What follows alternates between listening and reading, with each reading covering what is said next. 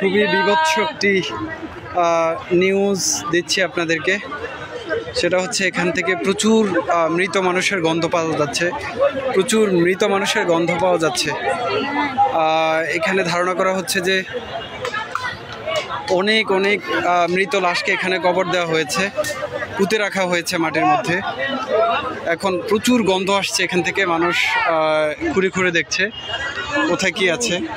প্রচুর এখানে গণকবর দেওয়ার শঙ্কা করা হচ্ছে। প্রচুর প্রচুর অনেক গন্ধ বেরোচ্ছে এখান থেকে। এই জায়গাটি হচ্ছে গণভবনের ভেতরের সামনের সাইড। অনেক মানুষকে এখানে পুঁতে রাখার আলামত পাওয়া যাচ্ছে। আমি আপনাদেরকে একটু দেখাচ্ছি। এখানে এই যে নতুন চিহ্ন দেখা যাচ্ছে, চিহ্ন দেখা যাচ্ছে যে এখানে গণকবরের চিহ্ন পাওয়া যাচ্ছে গণভবনের ভেতরে। প্রচুর মরা লাশের গন্ধ বেরোচ্ছে এখান থেকে। এখানে উৎসুক মানুষ দেখতে পাচ্ছে।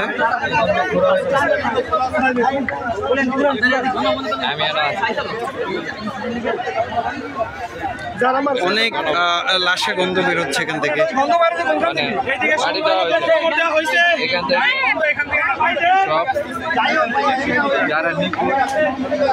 এখানে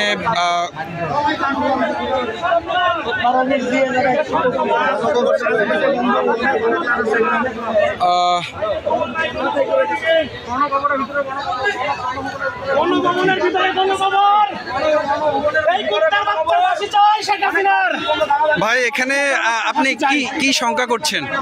ভাই এখানে 1000 উপরে মানুষের গণকবর দেওয়া হয়েছে ভাই গণভবনে। জি, 1000-এর উপরে গণকবর দেওয়া হয়েছে। এই স্বৈরাচারী সরকার আমাদের ছাত্রদের গণকবর দিচ্ছে, সাধারণ মানুষের গণকবর দিচ্ছে। ওরা ফাঁসি চাই, ফাঁসি। ওর কুত্তার মতো বিদায় মারতে চাই আমরা জনগণ। বলার নাই।